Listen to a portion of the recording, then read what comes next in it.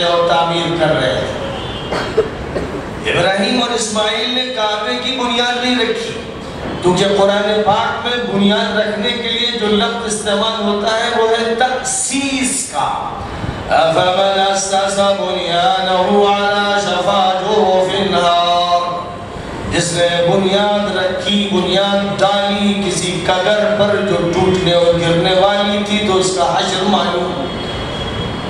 بنیاد رکھنے کے لیے اسسہ کا لفظ استعمال ہوتا ہے، اور بنیاد موجود ہو اس کو قواعد کہتے ہیں، اور قواعد کی پر دیواریں اٹھائی جائیں، یعنی بنیاد پر دیواریں اٹھائی جائیں۔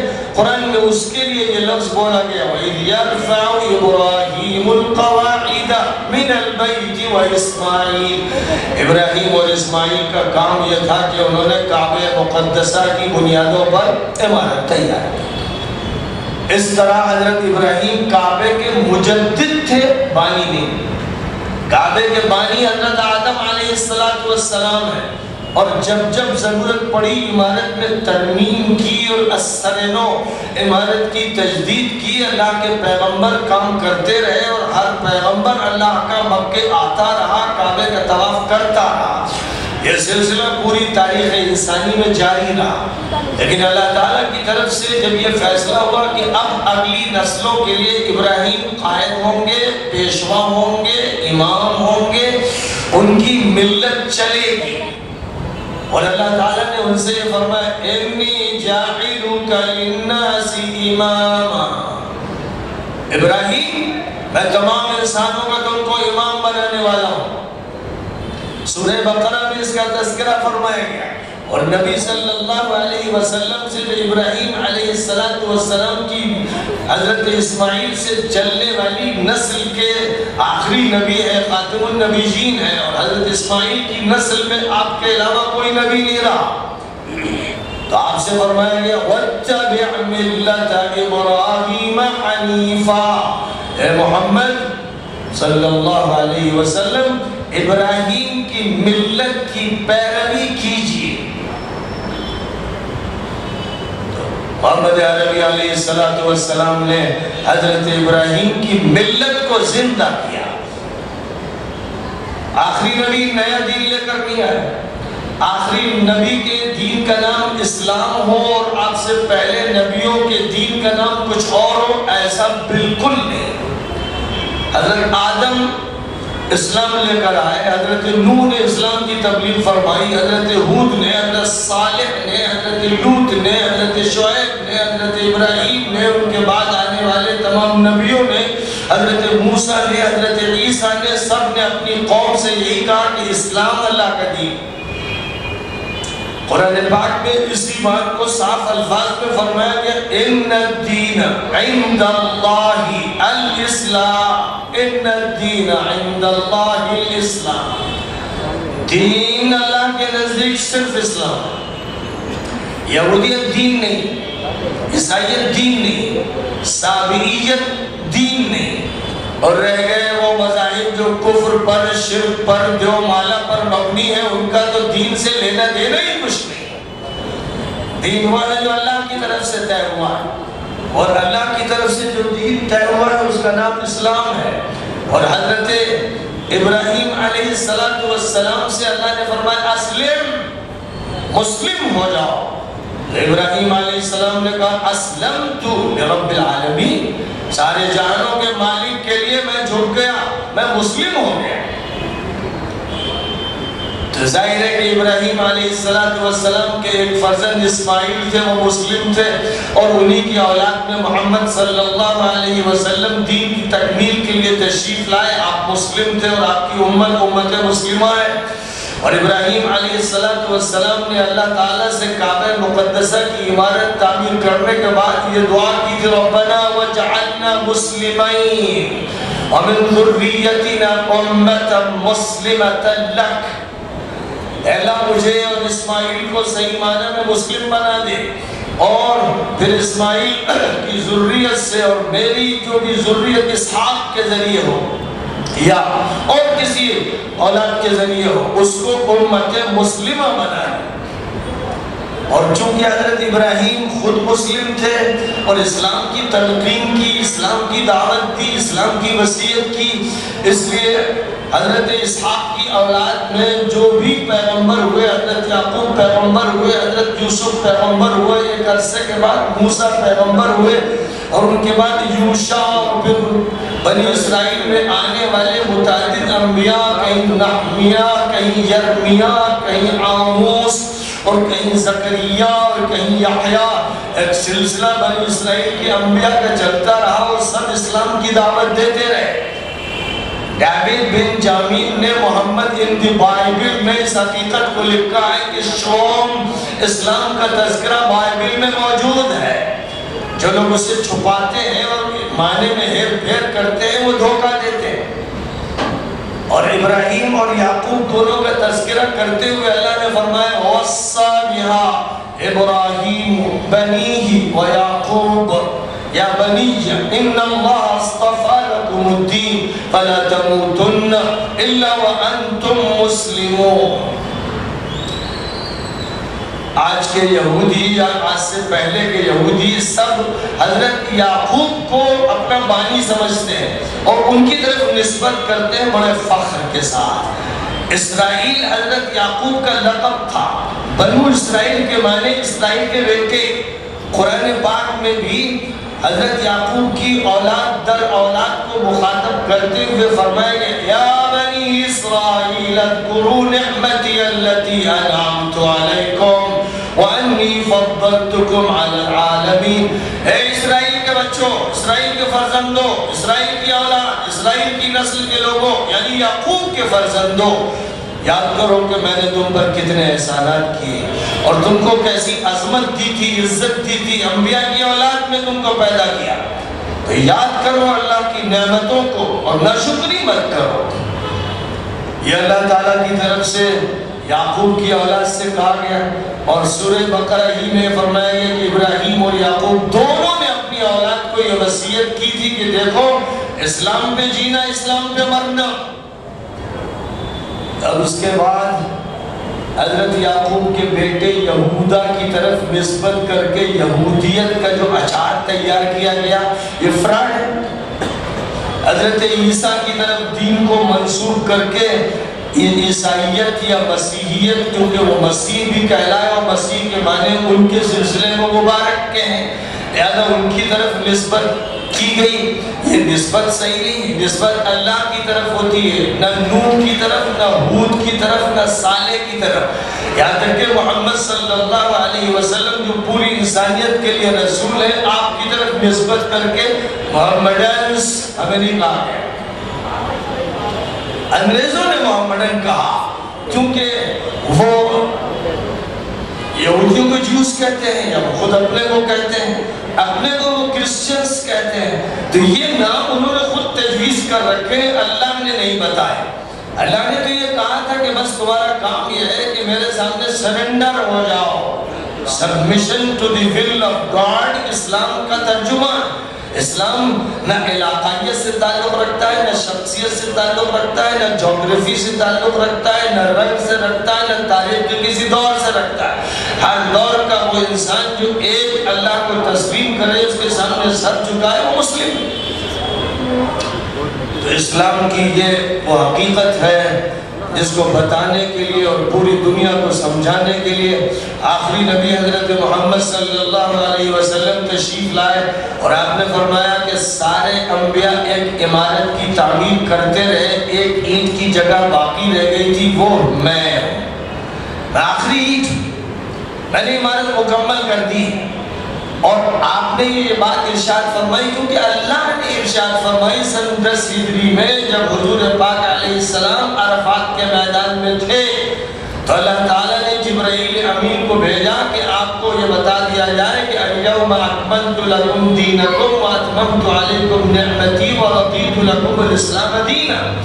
آج میں نے تمہارے دین کو تمہارے لیے مکمل کر دیا اور اپنے احسانات تمام کر دیے اور الاسلام کو تمہارے لیے دین کی حیثیت سے قبول کیا، پسند کیا اور اس کا سکہ جاری کر دیا. ایک یہ حقیقت ہے، پہلے اس کو ذہن میں تازہ رکھنا چاہیے کیونکہ آپ جب یہ بولتے ہیں کہ وہ یہودی ہیں وہ مسلم تھے مرتد ہو گئے، وہ نبیوں کی اولاد میں تھے ملعون ہو گئے۔ اور جس قرآن پاک میں یہ فرمایا گیا کہ یاد کرو اے اسرائیل کی اولاد کو احسانات کو جو اللہ نے تم پر کیے، اسی قرآن پاک میں فرمایا گیا لعن الذین کفروا من بنی اسرائیل علی لسان داؤد وعیسی ابن مریم ذلك بما عصوا وكانوا يعتدون كانوا لا يتناهون عن منكر فعلوه لبئس ما كانوا يفعلون۔ یہودیوں پر لعنت کی گئی، حضرت داؤد نے ان پر لعنت کی، حضرت عیسیٰ نے ان پر لعنت کی، قرآن ان پر لعنت سے بھرا ہے۔ انجیل گوسپل جسے کہتے ہیں اس میں لعنتوں کا تذکرہ فرمایا گیا، اور یہ سب اس وجہ سے فرمایا کہ انہوں نے نافرمانیاں کی، حدود کو پھلانگ گئے، اور ان کی سوسائٹی میں جو برائیاں ہوتی تھی ان کا تماشا دیکھتے تھے، لوگوں کو برائیوں سے نہیں روکتے تھے۔ اس سے بات معلوم ہو گئی کہ ان اسباب سے ان پر لعنت برسی، اور یہی اسباب مسلمانوں میں پائے جائیں گے یا دنیا کی کسی قوم میں پائے جائیں گے تو وہ قوم ملعون قرار دی جائے گی۔ نافرمانیاں ہوں گی، خلاف ورزیاں ہوں گی، شریعت کو پامال کیا جائے گا، سنت رسول کو توڑا جائے گا، فیشن اختیار کیے جائیں گے، نفسانیت ہوگی، ہوائے نفسانی پر عمل ہوگا تو لوگ ملعون ہوں گے۔ اور قرآن پاک میں پھر یہ فرمایا ضربت علیہم الذلۃ والمسکنۃ وباءوا بغضب من اللہ۔ ان یہودیوں پر، اسرائیل کی اولاد پر قرآن میں یہ فرمایا جا رہا ہے کہ لعنت برسائی گئی، ذلت ان پر مار دی گئی، اور مسکنت اور بیچارگی کی مار ماری گئی، اور اللہ کے غصے اور غضب میں گھر کے رہ گئے۔ اور وہی قرآن ہے جو کہتا ہے کہ جعل منہم القردۃ والخنازیر وعبد الطاغوت۔ یہی ہے وہ لوگ جن کو اللہ نے بندر بنایا، سور بنایا، یہ طاغوت کے پجاری ہیں، یعنی شیطان کے، ابلیس کے، اللہ کے مقابل جو طاقتیں ہیں ان کے پجاری۔ وہی قرآن جو ان کے مرتبہ کا تذکرہ کر رہا ہے، ان کی بدعملیوں، نافرمانیوں، ناشکریوں، زیادتیوں، ظلم و ستم، عیاشیوں کی بنیاد پر ان کے بارے میں پھر یہ کہہ رہا ہے، قرآن کہہ رہا ہے، الفاظ قرآن کے ہیں۔ میں یہ بات کہتا ہوں جب قرآن کے حوالے سے تو بہت سے لوگ کہتے ہیں بہت سخت بات کرتے ہیں مولانا، اور لعن طعن کرتے ہیں، اور لعن طعن تو درست نہیں ہے۔ ایسے احمق اور بے وقوف اور سفیہ لوگ قرآن سے محروم ہیں، حدیث سے محروم ہیں، نبی اور اللہ کی زبان سے محروم ہیں۔ اللہ جب قرآن میں کہہ رہا ہے تو اس کے بعد کیا باقی رہ گیا؟ آپ قرآن میں تحریف کریں گے یا آیتیں نکال دیں گے جیسے نکال دی جا رہی ہیں؟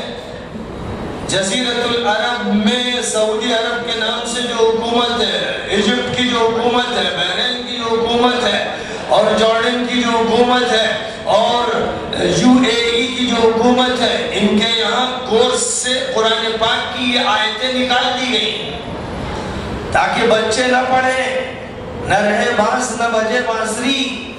یہودیوں سے محبت کرنی ہے، ان کے ساتھ رہنا ہے، اسرائیل کو دوست قرار دینا ہے۔ اس نے جو لاکھوں کا خون کیا ہے اور سرزمین فلسطین پر ناجائز قبضہ کیا ہے، اس کو نہیں دیکھنا ہے، تڑپتی ہوئی فلسطینیوں کی لاشوں کو نہیں دیکھنا ہے، جیل کی اذیتوں کو نہیں دیکھنا ہے، نوجوانوں کی ٹانگیں توڑنے والے مجرموں کو نہیں دیکھنا ہے، دوستیوں کو دیکھنا ہے، ان کے ساتھ رہنا ہے۔ ظاہر ہے کہ جو بھی یہ فیصلہ کرے گا، کرا تھا، آئندہ کرے گا، اب کر رہا ہے، خدا کی قسم وہ ملعون ہے۔ جیسی لعنت ان پر ہوئی باوجود اس کے کہ وہ نبی کی اولاد میں تھے، تو جو نبی کی اولاد میں نہیں ہے یہ بھی نہیں معلوم نسب بھی صحیح ہے کہ نہیں صحیح ہے، وہ اللہ کی لعنت سے کیسے بچیں گے؟ اور صرف وہی نہیں، وہ لوگ، وہ مشائخ، وہ مفتی، وہ علماء، وہ دانشور، وہ ایجوکیٹڈ لوگ، وہ سمجھدار لوگ جو حق کو بیان نہیں کرتے، اسے چھپاتے ہیں، اسے بچتے ہیں، اسے کتراتے ہیں، ان کے بارے میں اللہ نے فرمایا ان الذين يكتمون ما انزلنا من البينات والهدى من بعد ما بيناه للناس في الكتاب اولئك يلعنهم الله ويلعنهم اللاعنون. جو لوگ قرآن کے بیانات کو کھولتے نہیں، بتاتے نہیں، بیان نہیں کرتے کہ کہیں ان کے دوست کو، ان کے آقا کو، ان کے بڑے کو، ان کے پیر کو، ان کے شیخ کو، ان کے سلطان کو اور ان کی معزز شخصیتوں کو چوٹ نہ پہنچ جائے. جو لوگ قرآن کے بیانات سے کتراتے ہیں اور وہ بیانات قرآن سے نکال دینا چاہتے ہیں یا کورس کی کتابوں سے نکالتے ہیں یا زبان پر نہیں لاتے، اللہ فرماتا ہے ان پر اللہ کی لعنت، نبیوں کی لعنت، فرشتوں کی لعنت، اولیاء اللہ کی لعنت اور تمام حق پرست انسانوں کی لعنت. یہ قرآن کہہ رہا ہے اولئک یلعنہم اللہ ویلعنہم اللاعنون. جو حق کو چھپائیں گے، حق کو نہیں بیان کریں گے. کیا قرآن میں یہ نہیں ہے یا ایھا الذین آمنوا لا تتخذوا اليہود والنصارى اولیاء بعضهم اولیاء بعض ومن يتولهم منکم فإنه منهم. ایمان والو یہودیوں کو، عیسائیوں کو اپنا دوست مت بنو، ان پر اعتماد مت کرو، ذہن و دماغ ان کے حوالے مت کرو، ان سے وہ تعلق قائم نہ کرو جس سے اسلام پر اثر پڑے. یاد رکھو کہ وہ آپس میں ایک دوسرے کے دوست ہیں، ایک ہی تھیلے کے چٹے بٹے ہیں، اور جو بھی ان کے ساتھ اس طرح کے روابط اور تعلقات قائم کرے گا وہ انہی میں شمار کیا جائے. یہ صاف الفاظ ہے قرآن کی. کیوں نہیں بولتے؟ کیوں نہیں بولتے وہ لوگ جو دیکھ رہے ہیں کہ سب سے بڑا عیاش، بدقماش، آوارہ، مجرم، امریکہ کا پہلا صدر جس پر خدا کی لعنت اور امریکہ کی اکثریت اس پر لعنت برسا رہی، وہ ٹرمپ جو عیاش بھی ہے، مجرم بھی ہے.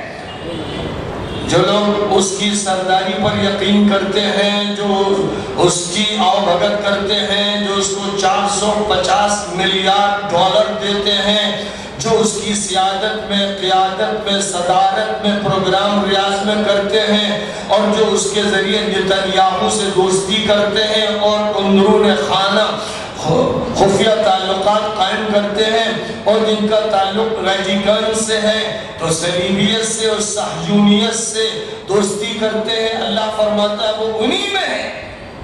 آپ کے منہ سے یہ بات نہیں نکلتی، قرآن اٹک جاتا ہے. قرآن میں حدیث میں فرمایا گیا ایک قوم ایسی ہوگی خوارج کی کہ وہ قرآن خوب پڑھتے ہوں گے لیکن ان کے اندر دل میں قرآن نہیں اترے گا. مسلمانوں کی یہ حالت ہوگی. قرآن کے حقائق کو صاف کھول کر بیان کیجئے اور بتائیے پوری دنیا انسانیت کو کہ سرزمین، اس دنیا کی زمین پر سب سے پہلا گھر اللہ کی عبادت کے لیے جو تعمیر کیا گیا وہ کعبہ مقدسہ ہے. اور روایتوں میں ہے کہ آدم علیہ السلام نے کعبے کی تعمیر کے 40 سال کے بعد سرزمین فلسطین میں القدس نامی شہر میں مسجد اقصی کی تعمیر فرمائی.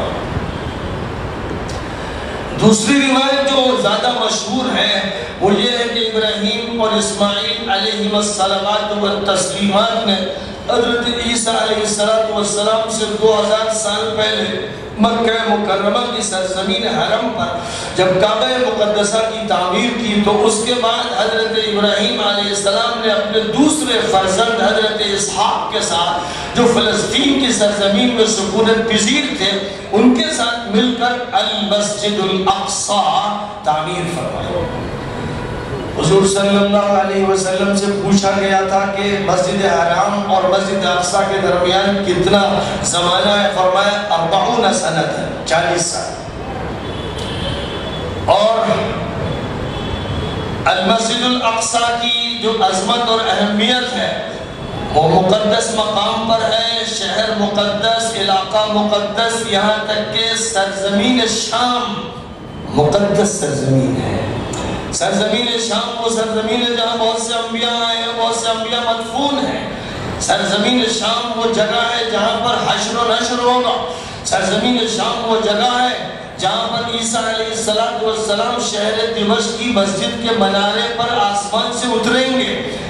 شام کی وہ سرزمین ہے جہاں حضرت عیسیٰ علیہ السلام دجال کا مقابلہ کریں گے اور دجال اسرائیل کی مملکت کی طرف بھاگے گا، کیونکہ دجال جب آئے گا ظاہر ہوگا تو پوری دنیا کی سپر پاور کی حیثیت سے اسرائیل کا تعارف ہوگا، وہ ایک واقعہ بن چکا ہوگا، اور اسرائیل کا کیپٹل نعوذ باللہ یروشلم ہوگا، اور یروشلم میں حضرت سلیمان کی طرف جھوٹی نسبت کر کے جو ڈھانچہ، جو ہیکل، جو اسٹرکچر تیار کیا جائے گا اور جس کا سارا حصہ تیار رکھا ہوا ہے، وہ اصلاً دجال کا سینٹر پلیس ہوگا، اور دجال کی طاقت جب ظاہر ہوگی تو نبی پاک علیہ السلام نے فرمایا کہ پوری دنیا کو وہ دبوچ لے گا اور وہ اپنی خدائی کے دعوے کرے گا اور لوگ اس کی طرف بھاگیں گے، اس سے متاثر ہوں گے، وہ آسمان کی طرف نظر اٹھا کے کہے گا برس، تو بارش برسنے لگے گی، وہ کسی زمین کے خطے کو مخاطب کر کے کہے گا اٹھ، تو زمین کو اڑنے لگے گی۔ ظاہر ہے کہ یہ حقائق، یہ جال سازیاں لوگوں کو دکھانے کے بعد وہ یہ کہے گا میں ہوں رب، لاکھوں انسان اس کو رب مانیں گے۔ جو مسلمان ہوں گے وہ گھروں میں تالے لگا لیں گے کہ ہمارے بچے کہیں گمراہ نہ ہو جائیں، جوانوں کو پکڑ پکڑ کے ماں باپ روکیں گے، اس لیے کہ ایک دیوانگی ہوگی۔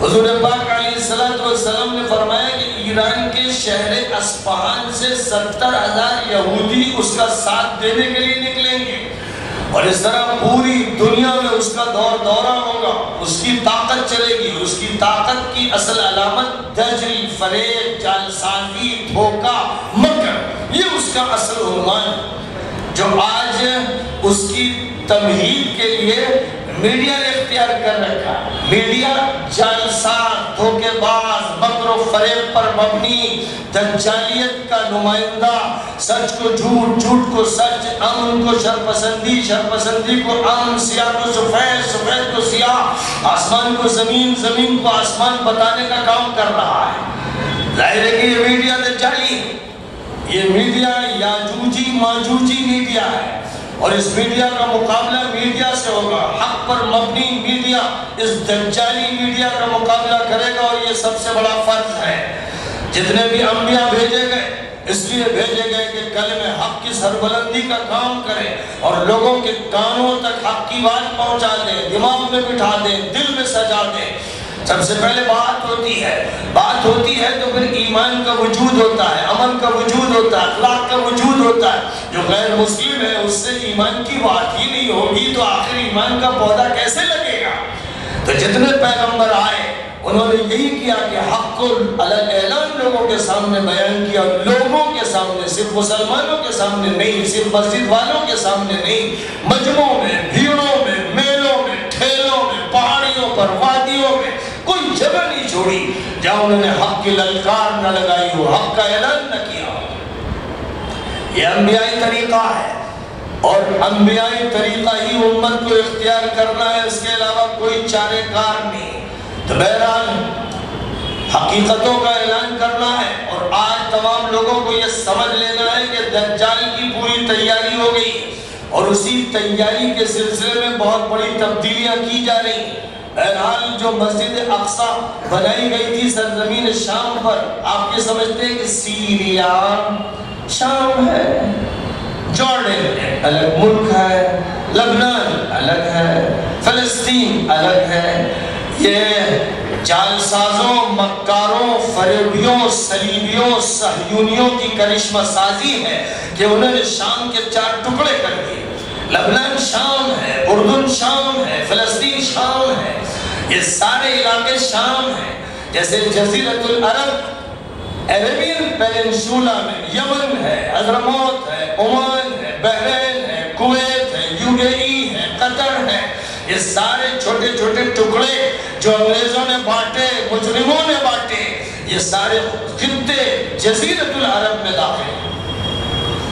جزیرۃ العرب کے ٹکڑے انگریزوں کے ساتھ مل کر عرب کے بدوؤں نے کیے، نبی پاک علیہ السلام نے فرمایا تھا کہ قیامت کی علامتوں میں سے ایک علامت یہ ہوگی کہ جو بدو جاہل اجڑ جن کے سر پہ ٹوپیاں نہیں تھی، پیروں میں جوتے نہیں تھے، یہ ایسی اونچی بلڈنگیں بنائیں گے کہ بس لوگ دیکھتے رہ جائیں گے۔ مقابلہ اس میں ہوگا کہ ملٹی ٹاور بلڈنگ سب سے اونچی کس کی۔ ہم سب جانتے ہیں کہ یہ دور پوری طرح آ چکا ہے۔ مقابلہ جو ہو رہا ہے وہ ٹاور پر ہو رہا ہے، وہ دبئی ہو یا ابو ظبی ہو یا بحرین ہو یا وہ ہو جس کو سعودی عرب کہتے ہیں، مقابلہ اس کا ہے۔ مقابلہ اس کا نہیں ہے کہ اسلامی شریعت پر زیادہ عمل کون کرے گا، نمازیں کون زیادہ پڑھے گا، کون اسلامی وجود کو مضبوط کرے گا، کون عسکری طاقت کو بہتر بنائے گا، کون ملت اسلامیہ کی ترجمانی اور نمائندگی کرے گا۔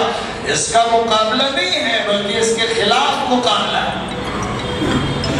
یہ صورتحال ہے، اس کی تاریخ کو سمجھنے کی ضرورت ہے کہ حضرت عیسیٰ علیہ السلام سے 2000 سال پہلے، 1900 سال پہلے مسجد اقصیٰ کی تعمیر ابراہیم علیہ السلام نے حضرت اسحاق کے ساتھ فرمائی۔ حضرت یعقوب اسی میں نماز پڑھتے رہے، حضرت یوسف وہی نماز پڑھتے رہے، اور پھر جو بھی پیغمبر آتے رہے وہ مسجد حرام میں اور مسجد اقصیٰ میں اور دیگر مساجد میں نماز ادا کرتے رہے۔ قرآن پاک میں جب تذکرہ فرمایا گیا حضرت مریم کے نانا کا جن کا نام عمران تھا تو وہ اسی مسجد کے متولی تھے، اور ان کے انتقال کے بعد حضرت زکریا متولی تھے جو حضرت مریم کے خالو تھے۔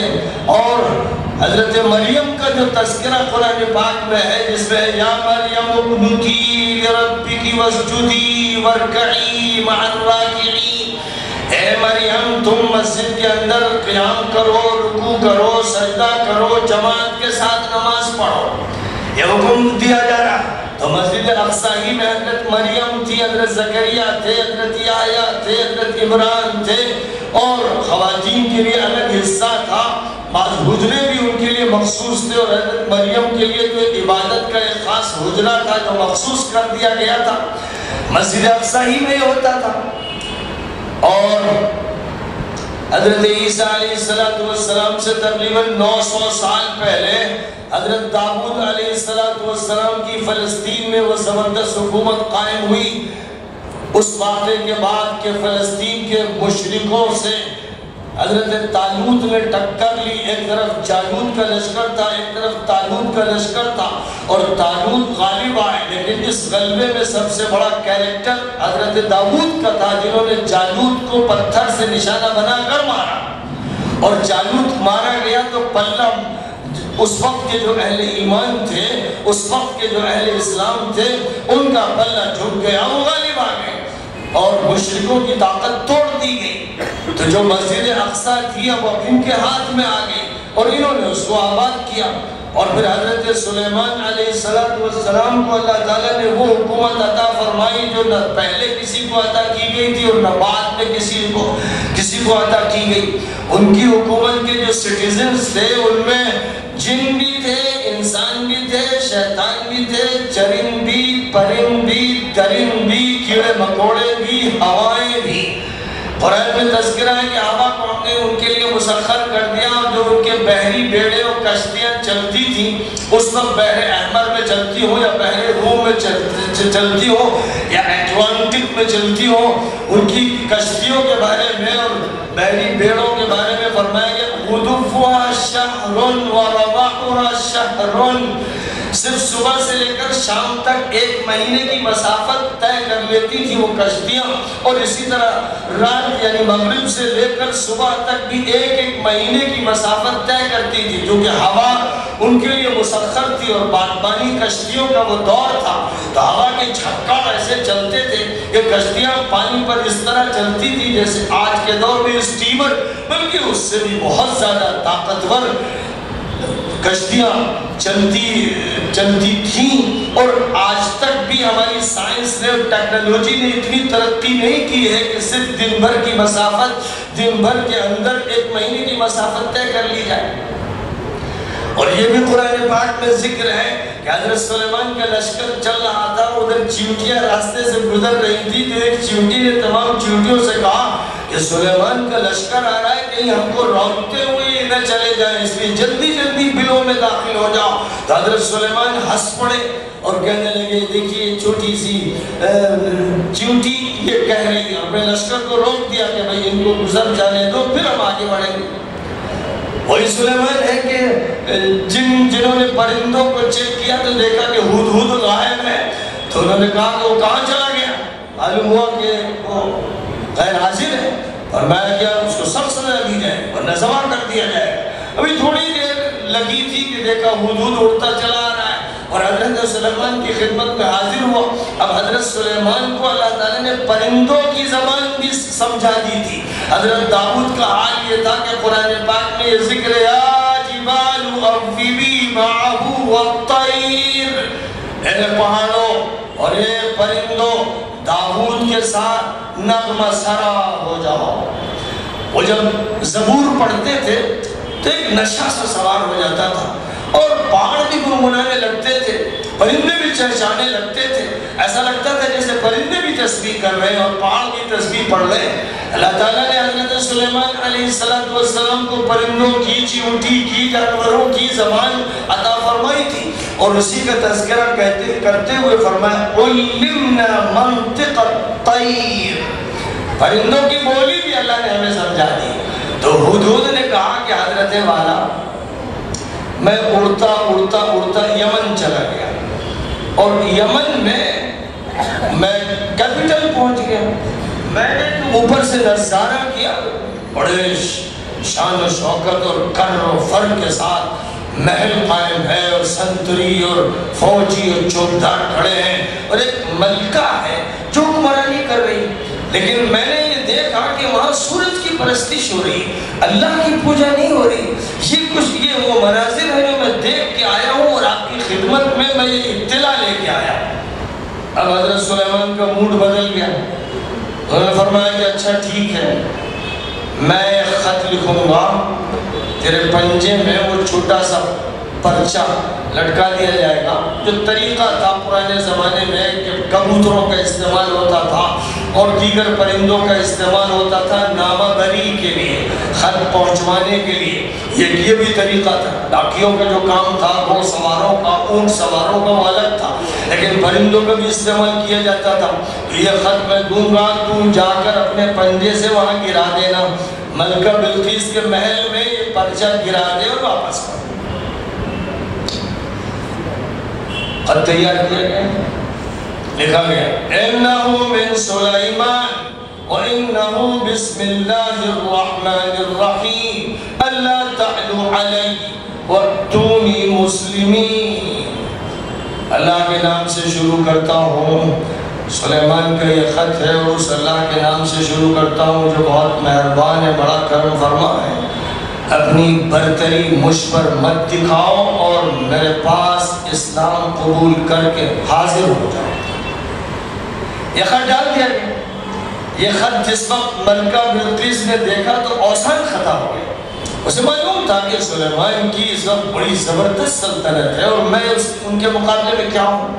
وہ گھبرا گئی، اس نے فوراً پارلیمنٹ کا سیشن طلب کیا اور اپنے پارلیمنٹ کے ممبران سے یہ کہا کہ سلیمان کا یہ خط آیا ہے، کیا کرنا چاہیے؟ جو بھی کمانڈر تھے، منسٹرز تھے، پارلیمنٹیرینز تھے، سب نے بڑے جوش سے کہا کہ آرڈر دیں آپ، جو بھی آپ کا آرڈر ہوگا ہم تیار ہیں بڑی سے بڑی قربانی کے لیے۔ تو اس وقت بہت زیادہ حکمت اور فرزانگی کا ثبوت دیتے ہوئے ملکہ بلقیس نے کہا کہ ایسے بادشاہوں سے ٹکرانا اچھا نہیں، اس طرح کے بادشاہ اگر ملک میں داخل ہو گئے تو کچھ بچے گا نہیں، اس لیے میں تو یہ سمجھتی ہوں کہ کچھ تحفے تحائف بھیجے جائیں، شاید ہماری طرف سے خیر سگالی کی کوشش انہیں پسند آئے اور ان کا جوش ٹھنڈا پڑ جائے۔ تو ایک پورا وفد تیار کیا گیا اور اعلیٰ ترین تحفے تحائف طے کیے گئے اور وہ حضرت سلیمان علیہ السلام کی خدمت میں بھیجے گئے۔ یمن سے لے کر پیلسٹائن تک کے جو فاصلہ بہت دیر میں طے ہوتا تھا، لیکن راستہ اتنا زبردست تھا کہ دونوں طرف درخت لگے ہوئے تھے اور ہر تھوڑے فاصلے پر سرائے، مہمان خانہ وغیرہ موجود تھا۔ قرآن پاک میں اس کا بھی ذکر ہے کہ بڑا ترقی یافتہ دور تھا۔ وقت آیا اور اس وقت نے حضرت سلیمان علیہ السلام کی خدمت میں ہدایہ پیش کیے۔ حضرت سلیمان نے کہا کہ یہ رشوت لائی جائے، میرا مطالبہ ہے کہ اسلام کو قبول کیا جائے، مجھے ہدیے نہیں چاہیے، میرے پاس سب کچھ موجود ہے اور بہت اعلیٰ موجود ہے، بتا دیجئے کہ ہمیں ہدیے نہیں چاہیے، واپس لے دیں۔ یہ جو موقف حضرت سلیمان علیہ السلام کا سامنے آیا، اس نے تو بالکل دہلا دیا اور وفد ناکام واپس آیا۔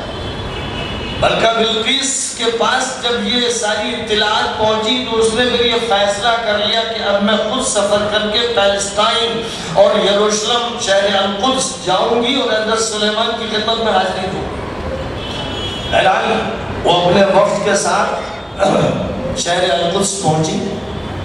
حضرت سلیمان علیہ السلام کا جو محل تھا، لیکن بہت زبردست بادشاہ تھے، ان کی دولت کے کیا کہنے، قرآن پاک میں ذکر ہے کہ بڑے زبردست مناظر اور سینریز اور مجسمے اور بڑی بڑی دیگیں اور بہت زبردست قسم کی دیگچیاں اور ہزاروں انسانوں کی دعوت کے انتظامات ہم وقت رہتے تھے،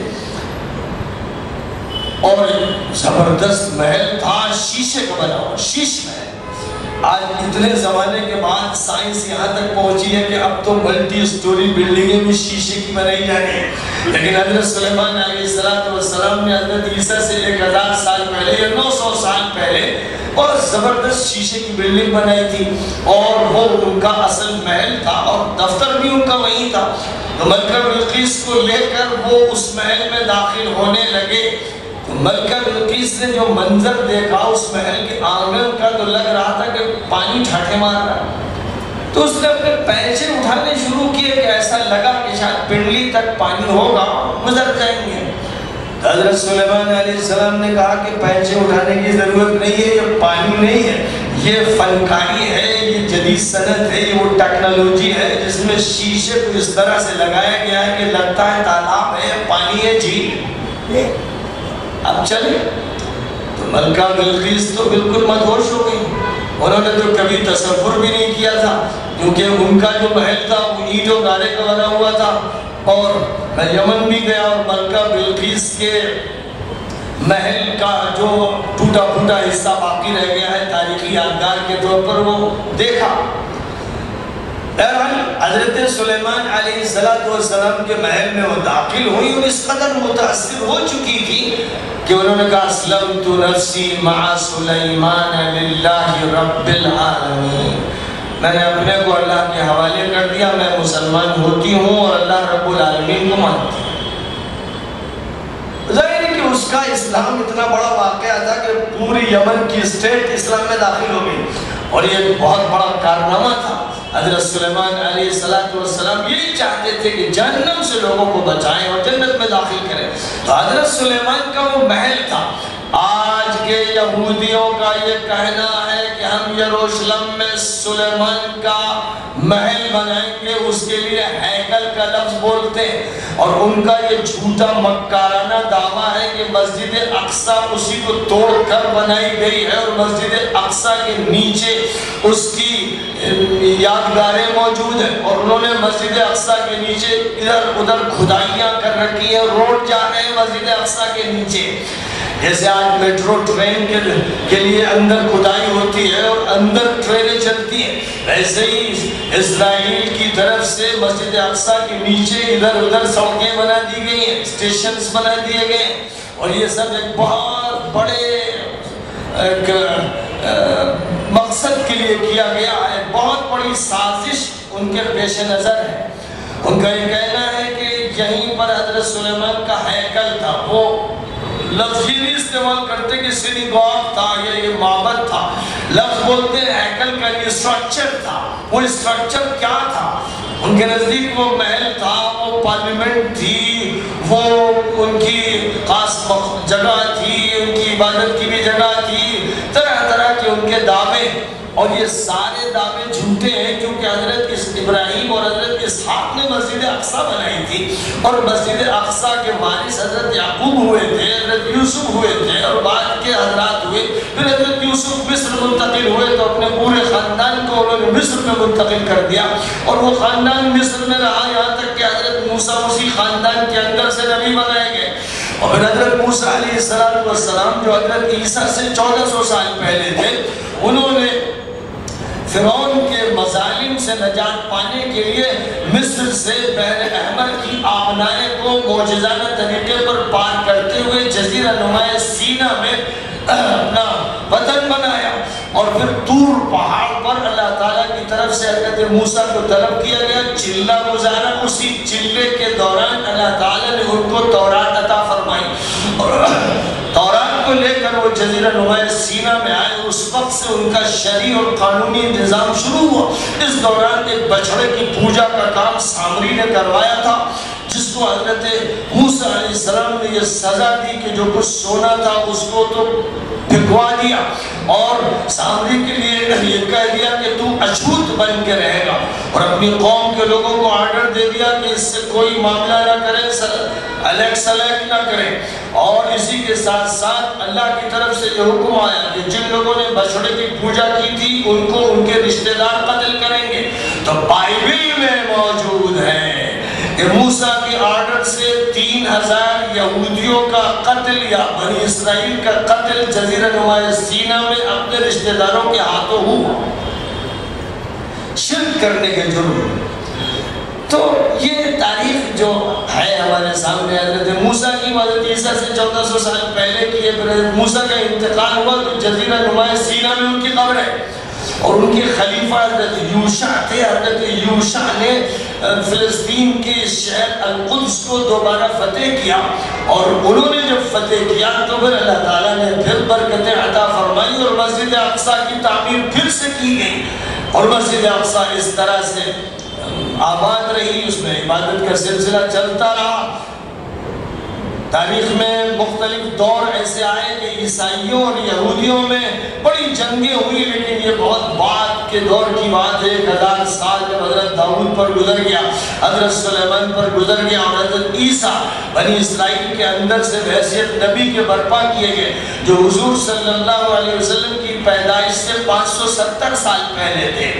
اللہ تعالیٰ نے ان کو نبوت بنی اسرائیل میں عطا فرمائی تھی، اور ان کے بعد بنی اسرائیل کا صفحہ بند کر دیا گیا، اور یہ اعلان ہو گیا کہ اب حضرت اسماعیل کی اولاد میں سے مکہ مکرمہ کی سرزمین سے، قریش کے خاندان سے، بنی ہاشم کی شاخ سے، عبداللہ کے گھر میں، آمنہ کی گود میں محمد صلی اللہ علیہ وسلم کو پیدا کیا جائے گا، اور پیدا کیا گیا، جن کو پھر ختم الرسل بنایا گیا۔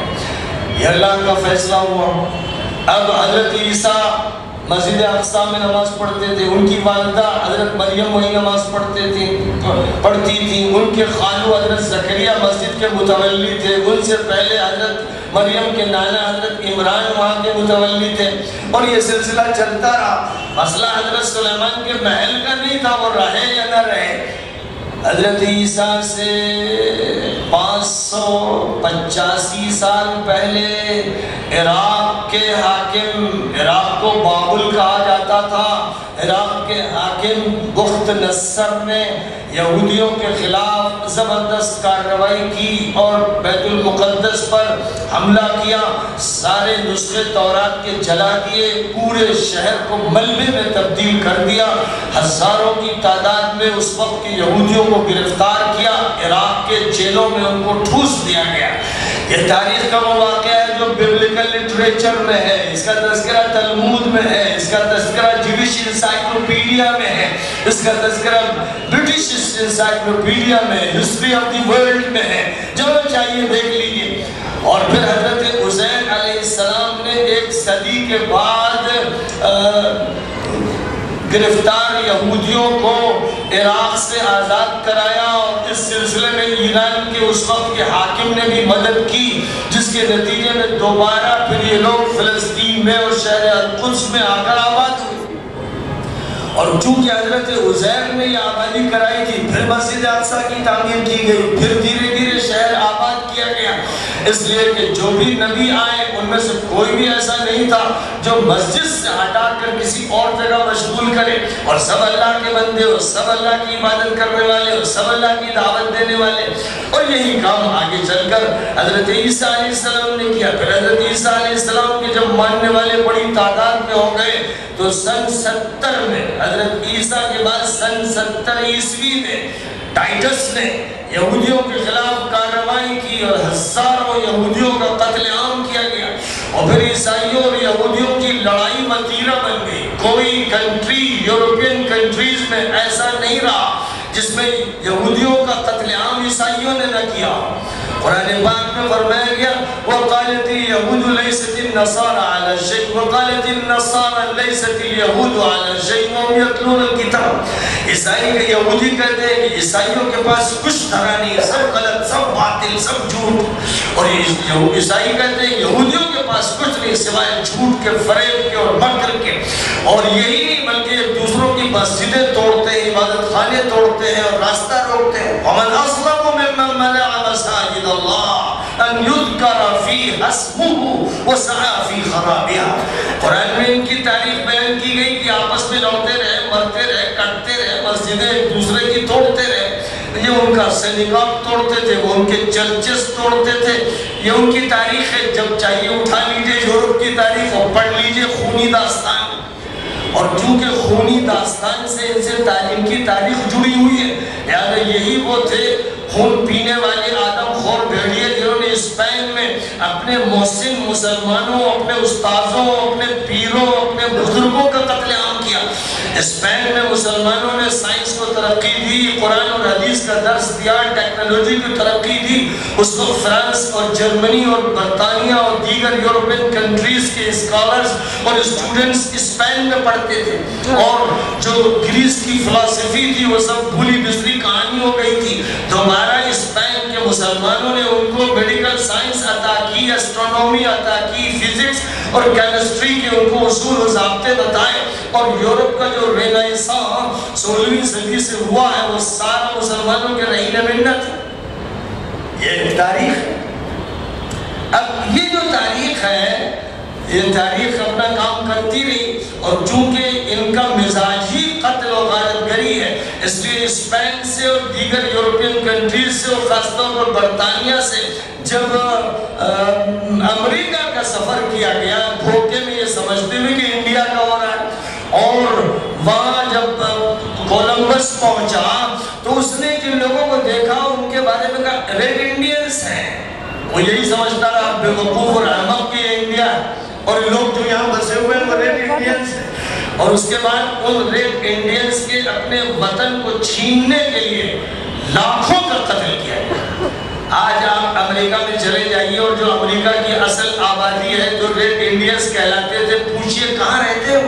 وہ واشنگٹن میں ہیں، وہ نیو یارک میں ہیں۔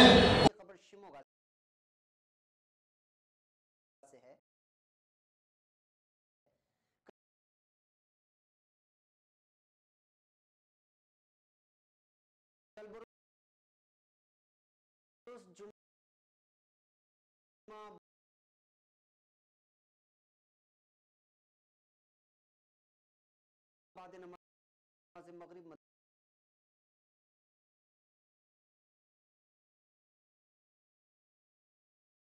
مدرسہ فلاح دارین کے تحت ایک عظیم الشان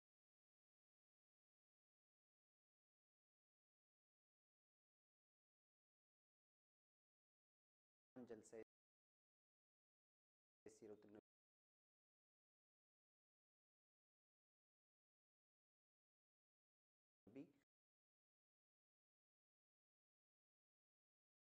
حضرت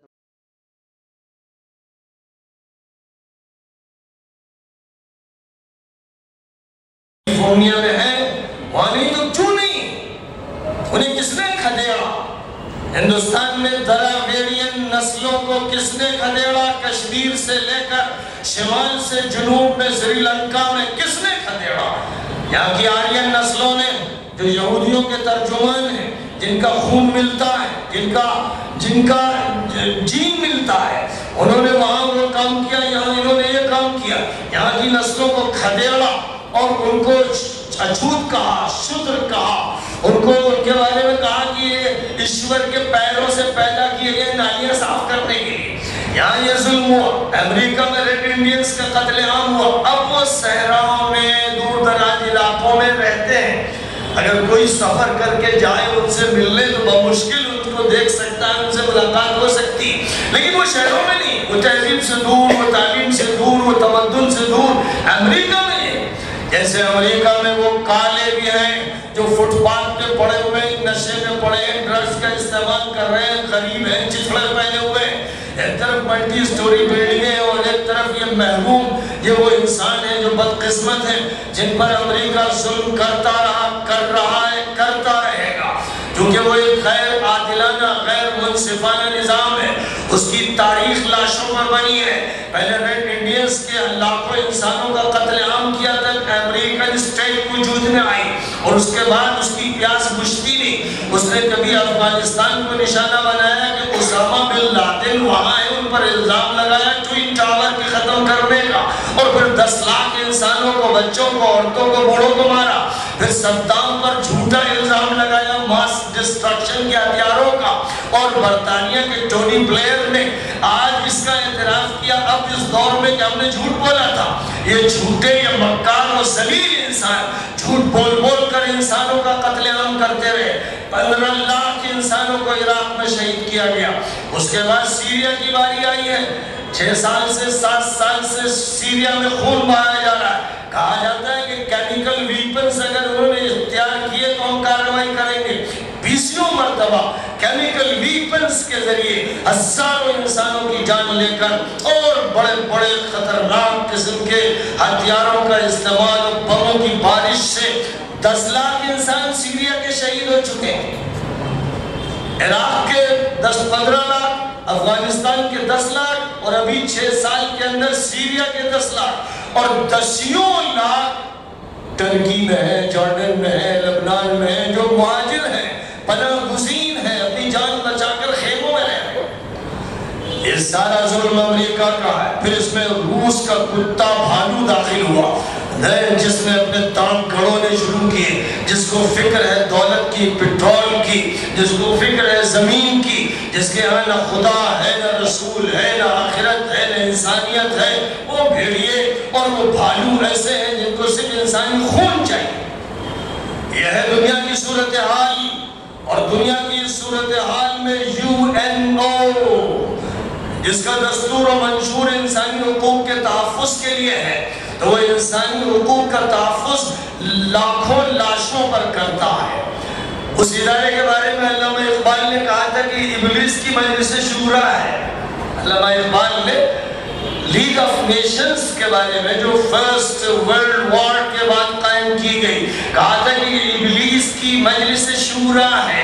اسی ابلیس کی مجلس شورا کے بطن سے جو انڈا پیدا ہوا اور اس سے جو چوزا پیدا ہوا، اسی کو یونائٹڈ نیشنز آرگنائزیشن کہتے ہیں۔ تو لہذا جب فلسطینی قتل کیے جاتے ہیں، جیلوں میں ٹھوسے جاتے ہیں، اور اس کے ہاں جھوٹے طور پر دجالی انداز سے قرارداد پاس ہوتی ہے کہ ان کو انصاف ملنا چاہیے، تو امریکہ ویٹو پاور استعمال کرتا ہے۔ ویٹو پاور کا مطلب یہ ہے کہ ہماری چلے گی، انصاف کی نہیں چلے گی۔ انسانیت کو بجائے طاق رکھو، کہاں کی باتیں کرتے ہو؟ انسانیت اگر ہے تو زائنسٹ کے لیے ہے، ہمارے لیے ہے۔ ہمارے ملک میں ہم کانوں کو مارے، غریبوں کو مارے، ریڈ انڈینز کو مارے، پوری دنیا میں مارے۔ یہاں مسئلہ انسانیت کا مت اٹھایا کرو۔ انسانیت کا لفظ ہم لوگ استعمال کرتے ہیں درندگی کے لیے۔ ہم لوگ جب لفظ بولے سفید تو سمجھو سیاہ معنی ہوتے ہیں، اور جب سیاہ بولے تو اس سے سفید معنی مراد لیے جاتے ہیں۔ اے لوگوں اتنے بھولے ہو کہ وقت کے دجال کی زبان نہیں سمجھتے۔ دانشور، دنیا کے حاکم، بڑے بڑے عقل مند، بڑے بڑے فلاسفر آخری درجے کے بدھو ہیں، آخری درجے کے بدھو ہیں، جو سمجھتے نہیں کہ دنیا کس دجالی نظام کے ماتحت چلائی جا رہی ہے۔ چاروں طرف لاشیں ہیں، خون ہے، جیل ہے، اذیتیں ہیں، کرناک وارداتیں ہیں۔ یہ ہے دنیا کا منظرنامہ، اور اسی تفصیل منظرنامے کی تیاری میں سارے کام اس دور میں کیے گئے۔ مسلمانوں نے حضور پاک علیہ السلام سے انسانیت کا جو سبق لیا اس کو پورے جزیرۃ العرب میں پھیلایا، پھر عراق و شام میں پھیلایا، پھر ایران و خراسان میں پھیلایا، پھر ترکستان و ہندوستان میں پھیلایا، اور سیریا سے مصر تک اور مصر سے اسپین تک اس سبق کو عام کیا۔ اس کا جو نتیجہ نکلا کہ جہاں بھی صحابہ چلے گئے 100% لوگ اسلام کی آغوش میں آ گئے، 100% مصر میں، تیونس میں، لیبیا میں، الجزائر میں، مراکش میں اور ادھر مشرقی ممالک میں لوگ مسلمان ہوئے۔ تو تلوار کے زور سے کوئی مسلمان نہیں ہوتا، کوئی اپنا عقیدہ نہیں بدلتا، لیکن وہ محبت، وہ شفقت، وہ اخوت، وہ بھائی چارہ کہ چند لوگ جو ظالم تھے، ستمگر، استحصالی طاقتوں کے نمائندے، وہ تھے جو مقابل میں تھے، اور صحابہ نے ان کو ضرور نشانہ بنایا۔ لاکھوں انسانوں کو ظلم سے نجات دینے کے لیے ان کی کارروائی تھی، اور ابوبکر صدیق نے پہلے تو مرتدوں سے لڑائی لڑی، اس کے بعد شام کی طرف حضرت اسامہ کا لشکر بھیجا جس کو حضرت حضور نے طے کیا تھا، اور جس کو حضرت ابوبکر صدیق نے روانہ کرنے کا فیصلہ کیا، اور اس کے بعد پھر ابو عبیدہ ابن الجراح اور خالد ابن الولید اور دیگر حضرات کو روانہ کیا کہ سیریا کو فتح کیا جائے، مقدس سرزمین ہے، کندوں کے ہاتھوں میں ہے، مشرکوں کے ہاتھوں میں ہے، ان سے ان کے شرک و کفر کے دلدل سے اس کو نکالا جائے۔ تو پھر وہ نتیجہ ہوا کہ فلسطین آزاد ہوا، شام آزاد ہوا، اور پھر پادریوں نے مسلمان فوجوں کے کمانڈروں سے کہا کہ آپ اپنے خلیفہ اور امیر المومنین کو بلائیے، ہم عزت کے ساتھ کلیسا کی چابیاں ان کے ہاتھ میں رکھ دیں گے۔ تو عمر بن الخطاب مدینہ منورہ سے سن 15 ہجری میں تشریف لے گئے، اور بڑے بڑے پادریوں نے ان کا اعزاز کیا اور چابیاں ان کے ہاتھ میں رکھ دی۔ کلیسا کھولا گیا، حضرت عمر تھے کہ وقت اذان کا آ گیا، نماز کا آ گیا، تو وہ پادری بولے کہ حضرت آپ نماز یہیں پڑھ لیجئے۔ حضرت عمر نے کہا کہ نہیں، جو جگہ تھی مسجد اقصیٰ کی میں وہاں نماز پڑھوں گا، اور اس میں اگر پڑھ لوں گا تو تمہارا کلیسا لوگ توڑ کے مسجد بنا لیں گے، اور میں یہ نہیں چاہتا، میں بے انصافی نہیں چاہتا، تمہارا یہ چرچ رہے گا، ہم تمہیں حق دیتے ہیں، ہم تمہارے پرسنل اللہ کے تحفظ کے ذمہ دار ہیں، اور جو بھی مختلف قومیں ان سب کے پرسنل اللہ اور ان کے عقائد کے تحفظ کی ہماری ذمہ داری ہے، ہم لوگوں سے ان کے عقیدے چھینتے نہیں ہیں، ہم زبردستی نہیں کرتے۔ اس لیے جہاں کوڑا پڑا ہوا تھا اس کی صفائی کر کے حضرت عمر نے وہاں نماز پڑھی، وہی جگہ تھی مسجد اقصیٰ۔ نبی اکرم صلی اللہ علیہ وسلم کے 10 سال جب گزر رہے تھے اور آپ طائف کا سفر کر کے واپس آئے، اور وہاں آپ پر ڈھیلے مارے گئے، نوجوان گنڈوں اور اوباشوں نے گالیاں دے دے کر پتھر مار کے طائف سے آپ کو نکال دیا۔ جب آپ مکہ مکرمہ میں ٹوٹے ہوئے دل کے ساتھ آئے تو اللہ نے فیصلہ کیا کہ محمد مت گھبراؤ، دنیا تمہارے قدموں پہ نیچے آئے گی، تمہاری امامت کا فیصلہ ہم نے کیا ہے، تم ابراہیم کے فرزند ہو، اسماعیل کے فرزند ہو، اب تمہاری امامت کا سکہ چلے گا۔ اس لیے حرم کی سرزمین میں آرام فرماتے ہوئے جبرائیل امین کو بھیجا گیا کہ محمد کو اٹھاؤ، براق کی سواری پہ بٹھاؤ، چشم صدر میں مسجد اقصیٰ پہنچاؤ، یعنی جو جگہ تھی مسجد اقصیٰ کی جہاں مسجد نہیں رہ گئی تھی وہاں پہنچاؤ۔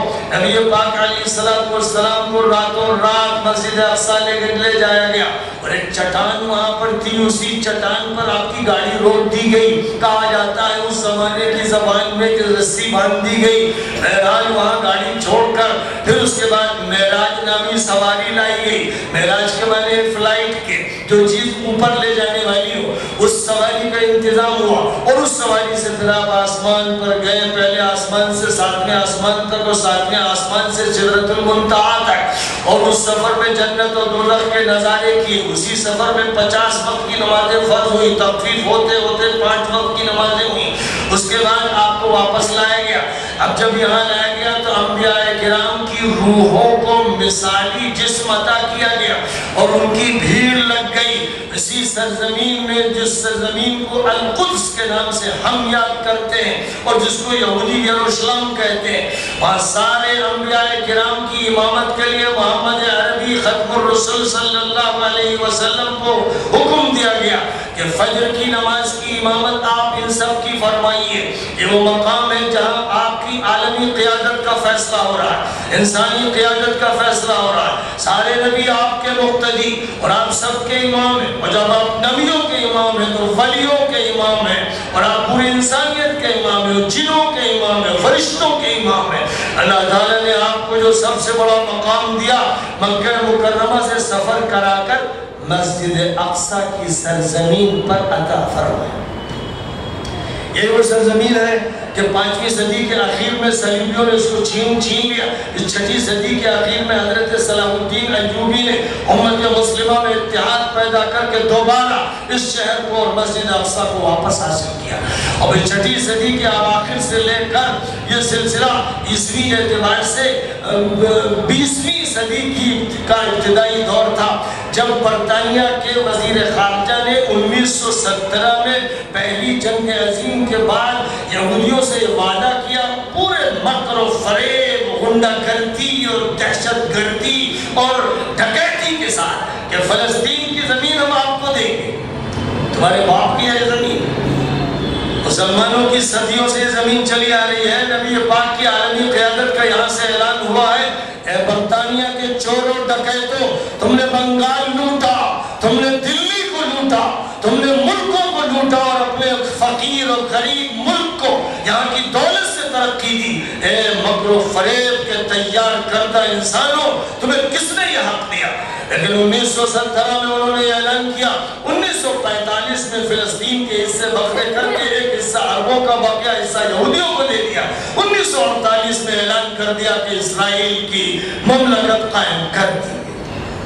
1948 میں ادھر اعلان ہوا, برطانیہ نے تسلیم کیا, امریکہ نے تسلیم کیا, جو رشیا نے تسلیم کیا, اور دیگر ملک جو ان کے پیچھے زمینیں بنے ہوئے تو انہوں نے تسلیم کیا. اسرائیل جھوٹ پر اور ڈکیتی پر قائم ایک مملکت بن گئے. اس وقت سے اب جو دور ہمارے سامنے ہے 2018 کا, 2017 میں امریکہ کے اس دور کے صدر نے, جو انشاءاللہ آخری صدر ہوگا, پھر امریکہ نہیں رہے گا, اس کے حصے بکھرے ہو جائیں گے. یہ اللہ کی طرف سے انتظام ہو رہا ہے. پہلے روس کا دم توڑا گیا, افغانستان کی سڑکوں اور وادیوں پر اس کے پرچے اڑائے گئے, اور اب امریکہ کی باری ہے, اب اس کے انتقال کا وقت قریب ہے. بہرحال اسی وجہ سے وہ ایسی حرکتیں کر رہا ہے جس کو دنیا تسلیم نہیں کر پا رہی ہے, یعنی نگل نہیں پا رہی. اس نے یہ اعلان کر دیا. اب یہ جو اعلان ہے اور جس کو اس صدی کا سب سے بڑا اعلان قرار دیا جا رہا ہے, اور بڑا افسوس کی بات ہے, دل پھٹتا ہے, کلیجہ شک ہوتا ہے کہ اس فیصلے میں سعودی عرب شریک ہے, UAE شریک ہے, ایجپٹ شریک ہے, اور پیچھے سے دب کر اردن شریک ہے, بحرین شریک ہے. ان سب نے مل کر ایک پیکٹ کیا ہے جو اس صدی کا سب سے بڑا پیکٹ قرار دیا جا رہا ہے, اور جس میں یہ بات اندرون خانہ طے ہوئی ہے کہ فلسطینیوں کو اب فلسطین سے بالکل نکال دیا جائے گا, اور شہر القدس میں سفارت خانے سب پہنچا دیے جائیں گے. امریکہ کا وہاں سفارت خانہ ہوگا, اس سفارت خانے کا سب سے پہلا مہمان دجال ہوگا, اور دجال کے لیے نعوذ باللہ ثم نعوذ باللہ خاکم بدعین مسجد اقصی کو دھماکے سے اڑا دیا جائے گا. اور مسجد اقصی کی جگہ پر ویسے جیسے بابری مسجد کے دشمنوں اور قاتلوں اور مجرموں نے اس کا ڈھانچہ ڈھایا تھا, اور اس کا ڈھانچہ ڈھانے کے بعد پھر انہوں نے پورے ملک میں دہشت گردی کی تھی اور ہزاروں کو قتل کیا تھا. یہی منظرنامہ اس وقت اسرائیل میں بلکہ فلسطین کی سرزمین پر شہر القدس میں تیار ہے, اور اس کے اندرونی پیکٹ میں یہ عرب ملک شامل ہیں. یہ ساری خبریں اب تل ابیب سے آ رہی ہیں, واشنگٹن سے آ رہی ہیں, یورپین کنٹریز سے آ رہی ہیں. ابھی BBC کی طرف سے ڈاکومنٹری سعودی حکومت کے بارے میں شائع کی گئی ہے جو بہت ہی بدنام کنندہ اور شرم دلانے والی ہے, اور اسی طرح جرمنی میں اور ہر جگہ اب وہ ساری باتیں اچھل کر آ رہی ہیں جن کو چھپا کے رکھا گیا تھا. بہرحال اس صدی کا سب سے خطرناک یہ سودا ہوا ہے کہ فلسطینیوں کو بقیہ علاقوں سے نکال کر جزیرہ نمائے سینا میں ڈھکیل دیا جائے گا, اور اب جو جزیرہ نمائے سینا میں کچھ مجاہدین ہیں ان پر 100 مرتبہ اسرائیل کے ہیلی کاپٹرز اور جنگی جہازوں سے بمباری کی جا چکی ہے. ابھی قریب کے عرصے میں ایجپٹ کے جنگی جہاز اور اسرائیل کے جنگی جہازوں نے مل کر جزیرہ نما سینا کے مجاہدین کو، وہاں کے رہنے والے انسانوں کو مارا ہے، اس لیے کہ وہ فلسطینیوں کو یہاں صحرا میں ڈھکیلیں گے اور کچھ کو ادھر اردن کی سرزمین میں ڈھکیلیں گے۔ پورے فلسطین کو خالی کرنے کا ارادہ ہے، مسجد اقصی کو ڈھانے کا پختہ ارادہ ہے، اور مسجد اقصی کی جگہ پر وہ ہیکل بنے گا جس کو ہیکل سلیمانی کہا جاتا ہے۔ مت دھوکہ کھائیے گا، مت دھوکہ کھائیے گا، وہ ہیکل ان کے اپنے مشیا کا ہے، جس کے بارے میں پوری عیسائی دنیا جانتی ہے کہ وہ اینٹی کرائسٹ ہے۔ وہ لوگ اس کو اینٹی کرائسٹ کہتے ہیں اور دجال کے نام سے بھی جانتے ہیں، لیکن ہم لوگ اس کو دجال کے نام سے جانتے ہیں، اور اینٹی کرائسٹ بھی ہوگا، اینٹی اسلام بھی ہوگا، اینٹی مسلمس بھی ہوگا۔ وہ اس کے لیے وہ محل تعمیر کیا جانے والا ہے مسجد اقصی کی جگہ پر۔ یہ حقائق ہیں، اور اللہ اس دن سے بچائے کہ جب یہ خبریں آئیں، لیکن جب غنڈہ گردی ہو تو پھر سب کچھ ہوتا ہے۔ اس ملک میں بھی ہم نے دیکھا، اور بھی جگہوں پر دیکھ رہے ہیں مسلسل کیا ہوا افغانستان میں، کیا ہوا عراق میں، کیا ہوا سیریا میں، کیا ہو رہا ہے لیبیا میں، کیا ہو رہا ہے یمن میں، سوائے قتل و غارت گری کے ان کے پاس اور کچھ نہیں۔ ان سے خیر کی توقع اگر کسی شخص کو ہے، کوئی امریکہ میں پڑھتا ہے یا رہتا ہے یا وہاں کا روپیہ کھاتا ہے، ہو سکتا ہے وہ ان کے بارے میں دھوکے میں ہو، لیکن آپ کو معلوم ہونا چاہیے کہ ان کے بارے میں دھوکہ جائز نہیں ہے۔ اتنی عقل ہر آدمی کے پاس ہونا چاہیے اور اتنا کامن سینس کی سمجھا جائے کہ وہ انبیاء کے دشمن، رسولوں کے دشمن، آخری نبی کے دشمن، فرشتوں کے دشمن، اسلام و مسلمانوں کے دشمن، مسجد اقصی کے دشمن، یہاں تک کہ مکہ مکرمہ کے کعبۃ اللہ کے دشمن۔ اب ایسی شکل میں ہمیں اور آپ کو یہ کرنا ہے کہ ہم قرآن سے معلومات حاصل کریں، حدیث سے حاصل کریں، سیرت عمر سے، سیرت ابو بکر سے حاصل کریں، خلفائے راشدین اور صحابہ کے حالات پڑھیں، صلاح الدین ایوبی کے حالات ہر بچے کو پڑھائیے۔ صلاح الدین کے بارے میں انگلش میں، ہندی میں، کنڑ میں، اردو میں کتابوں کو ہر اسکول کے بچے کو دیجیے۔ فیصلہ کیجئے کہ ہم اس دور کی صورتحال کو بتائیں گے، برطانیہ کے کردار، امریکہ کے کردار اور یورپین کنٹریز کے کردار کو ہم لوگوں کے سامنے کھول کے رکھ دیں گے، اور ہم اپنی صفوں کو متحد کریں گے۔ مسجد اقصی کے تحفظ کے لیے آج حماس ہے اور عز الدین قسام کی تنظیم ہے، اور پورے عالم عربی میں مراکش سے لے کر ایجپٹ تک اور کویت تک اور دیگر علاقوں تک الاخوان المسلمون کی تنظیم ہے جو سب سے طاقتور تنظیم ہے۔ مراکش میں ان کی حکومت ہے، اگرچہ وحشیات بھی ہے، سوڈان میں انتظامیہ ان کے ہاتھ میں، الجزائر میں وہ سب سے بڑی حزب مخالف میں، تیونس میں ان کو ابھی کامیابی ہوئی، لیکن ان کو ناکام کرنے کے لیے منحوس سعودی حکومت نے بن علی جیسے ایک بدماش حاکم کو اپنے آپ پناہ دے رکھی ہے۔ یہی صورتحال لیبیا کی ہے کہ لیبیا میں سب سے زیادہ نالائق اور فتنہ پرور ہفتر جو وہاں کا قائد ہے، وہ مسلمانوں کا، اسلام کا دشمن، مصر میں سیسی اسلام کا دشمن، اور اسی طرح جو دشمنان اسلام ہیں ان کی مدد وہ لوگ کر رہے ہیں جنہوں نے اپنے ضمیر کو بیچ دیا، جنہوں نے اپنی حمیت کا سودا کر لیا، جو صلاح الدین کا سر چاہتے ہیں نتنیاہو کے پیر میں ڈالنا چاہتے ہیں۔ یہ وہ لوگ، ان کو پہچانیے، اپنے کو پہچانیے اور پھر مدد کیجیے۔ ہماری فلسطین کے نوجوانوں سے، علماء سے بات ہوئی، ٹرکی میں بھی اور ابھی ملیشیا میں بھی، وہ چاہتے ہیں کہ ہندوستان میں آ کر وہ حقائق کو بتائیں۔ میں نے بھی بار بار دعوت دی کہ آپ تشریف لائیے، بنگلور میں، بمبئی میں، مدراس میں، بڑے شہروں میں پروگرام ہوں گے، آپ کا استقبال ہوگا اور یہاں کے لوگ جیبیں اپنی آپ پر لٹا دیں گے۔ مسجد اقصی کے تحفظ کے لیے جو چندہ دے سکیں گے یہاں کے لوگ اس میں شریک ہوں گے۔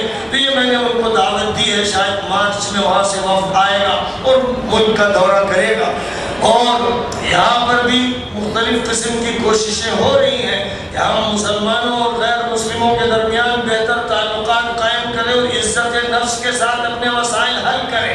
ہم بھیک کا پیالہ لے کر نہ کورٹ کے سامنے کھڑے ہو، نہ گورنمنٹ اور پارلیمنٹ کے سامنے، اپنے پیروں پر کھڑے ہو کر، آنکھوں میں آنکھیں ڈال کر وقت کے مسائل کو حل کریں، داعیانہ انداز سے، اخلاقی بنیادوں پر، انسانی بنیادوں پر، اور فضا ایسی بنائے کہ ملک میں افراتفری نہ ہو، فرقہ واریت نہ ہو، ظلم نہ ہو، دہشت گردی نہ ہو، یہاں پر ہر شخص صحیح معنی میں زندگی گزارے اور امن و عافیت کا شامیانہ ہو۔ یہاں بھی ہمیں یہ کام کرنا ہے اور دنیا بھر میں اپنی محنت کرنا ہے، فیصلہ الہی جیسا بھی نافذ ہوگا سو نافذ ہوگا۔ آخری بات بس آپ سے یہی کہنی ہے کہ مسجد اقصیٰ، شہر القدس، فلسطین، سرزمین شام کے تحفظ کے لیے اور آگے چل کر دنیا میں جتنے بھی ممالک ہیں جہاں مظلوم ہیں، جہاں لوگوں کے پاس کھانے کو نہیں، یمن کو حضور نے فرمایا کہ بڑا مبارک علاقہ ہے، آج وہاں کے بچوں کی پسلیاں نظر آ رہی ہیں، آج وہاں کی عورتیں تڑپ رہی ہیں، آج اسپتال میں دوائیں نہیں ہیں، گھروں میں کھانا نہیں۔ کون ہے اس کا مجرم؟ کون ہے جس جو یہ کر رہا ہے؟